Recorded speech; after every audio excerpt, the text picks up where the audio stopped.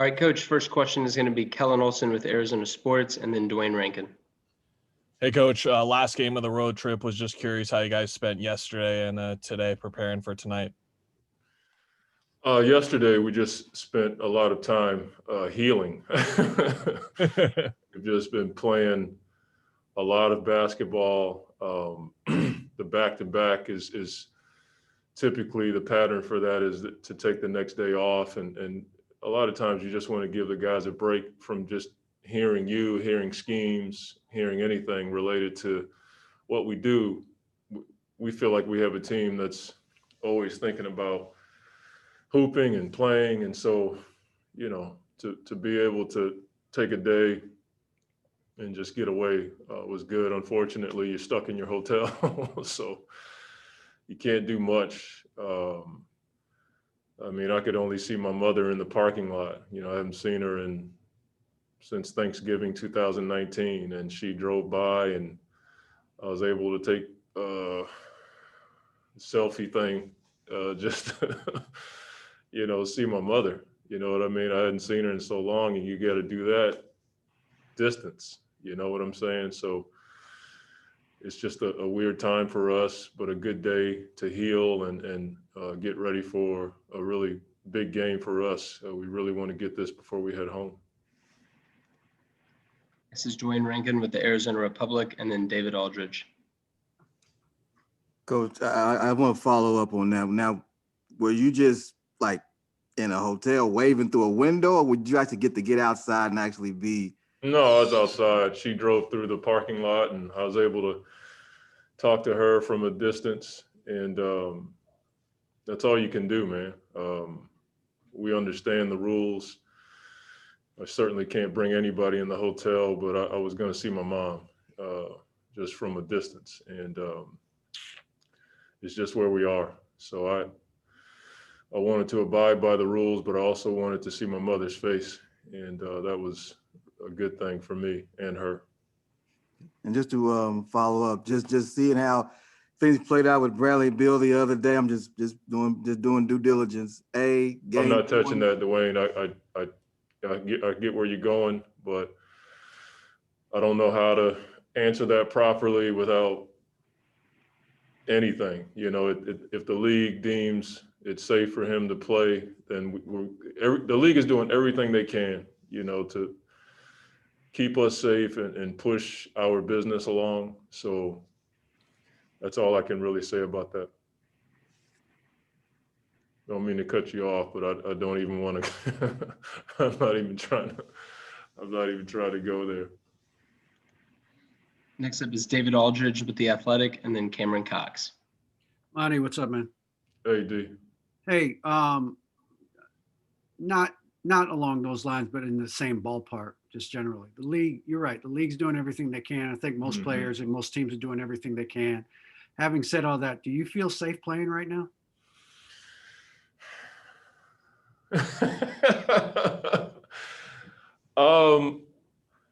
You know what? I really do, but I understand that, and I've said this consistently with our group, that no one's doing anything on purpose to put anybody in harm's way. Right. You know what I'm saying?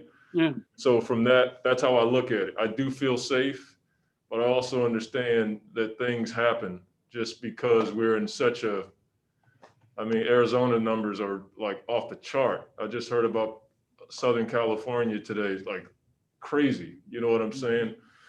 I'm from DC, and they just had, Yep. It's just a weird time. So,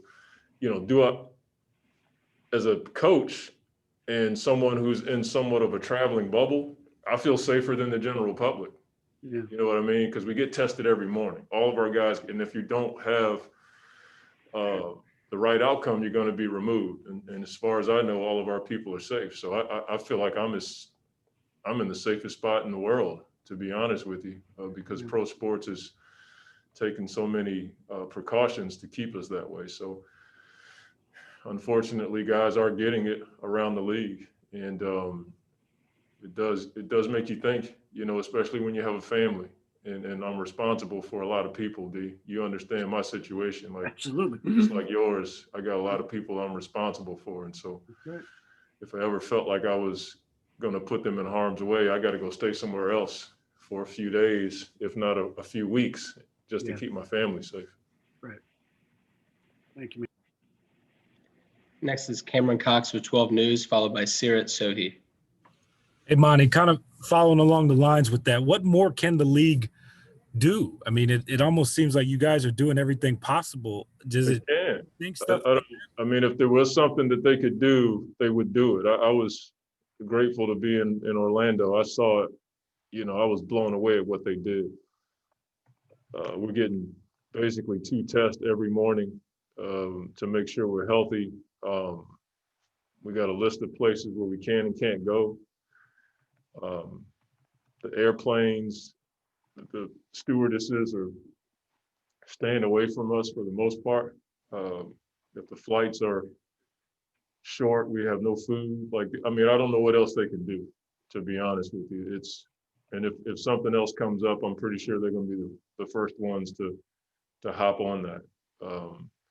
And the players don't get enough credit for what they've sacrificed. I really feel like that should be really put out there, is that the players are doing a ton. I'm old and boring, so I got nothing going on. But the players have, this is the prime of their lives as far as being in the NBA and having a chance to enjoy the fruits of their labor. For the most part, you're stuck at home and in a hotel, and so that can be hard and create some emotional issues and a lot of other issues, and they've done a really good job. And even the guys who caught it, man, they didn't do it on purpose or try to put themselves in harm's way. This is just a tough situation. Next is Sirat Sohi with Yahoo Sports, followed by Dwayne Rankin. Hey, Coach, how you doing? Good. I was wondering why it was that you guys measure your defense per day. Like, I've noticed you say that we had the best defense that day. As I told you, I'm pretty boring. And so when you don't have a lot going on, you tend to look at things a little bit too much. But it's just based on the information we get every day. And so we basically measure it based on what the league does and what the best defensive team did last year. And so it gives us a barometer or a measuring stick as to how we're doing. And it's always interesting to see our players' responses when we talk to them about, where we rank. And it's something that we know we have to get better at. You can't win big in this team if you're not a top 10 defense. And if you can get in the top 5, you can really win big. And so after 10 games, we have a ways to go, but we feel like we're trending in a good place as far as the start of the season is concerned. Next is Dwayne Rankin with the Arizona Republic, followed by Young Masuk. Yeah, Coach. Just looking at Washington, no Westbrook, no Bryant, but obviously, they're in the NBA as well, NBA too. So you got to play the games. I'm just curious, what are you seeing when you look at them in terms of the game tonight? High scoring team. They play with, I think, number 1 in pace, and they have an all NBA performer in Bradley. And so you can stop right there. I mean, he's ripping the league apart right now. And then you have Davies, who's shooting it from 8 to 10 feet behind the line. Ish Smith is about as quick a player, and he generates a lot of offense off of his ability to get to the paint. Rui is, a guy that everybody talks about him being like Kawhi. I just see him as a player who's developing quickly and can score in a number of ways. And Robin, he's the ultimate role player. I mean, whatever it takes, he does it every night for this team. And so I could go down the list of positives for this team. I've watched a few games where they score in bunches, they play fast, and we got to make sure we're locked in transition defense, and we got to know where their shooters are. Matthews is a guy that comes off the bench and he can light it up. Neto is pretty solid, and he really helps their team. So forget them just being in the league. They're a formidable team, and we have to be on top of our game in so many areas to get a win tonight. All right, final two questions will be Young Masuk with ESPN and then Christos Saltis. Hey, Monty. I was just talking to Scott Brooks about this, and as the NBA, obviously the NBA is trying to keep teams and players healthy as possible from COVID, but as you guys are already dealing with a lot of strict protocols, and as they are assessing, perhaps even making like limiting shoot-arounds and practices, as a coach trying to navigate your team through this, keeping your guys injury-free, and maybe whatever, what concerns you the most moving forward if protocols get stricter, as far as just trying to navigate your team, keeping them healthy, and maybe unforeseen circumstances that you can't even think about?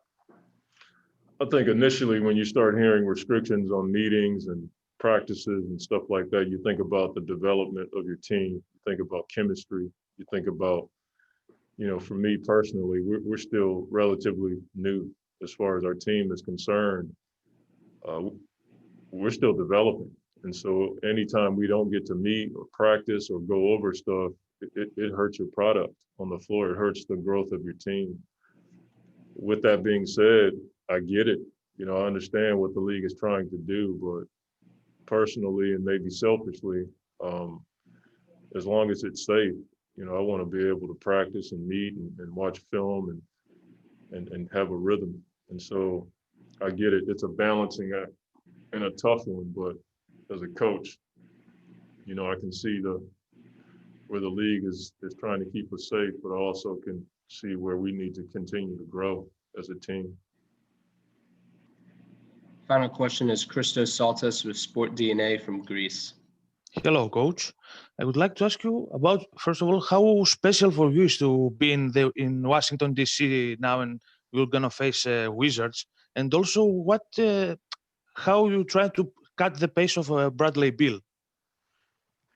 I mean, being here in D.C., obviously it's, we're playing a really good team, in my opinion. They score in bunches. When we played them in Orlando last year, it was a fast-paced game. We got after each other. They came to our place last year and pretty much cut us up.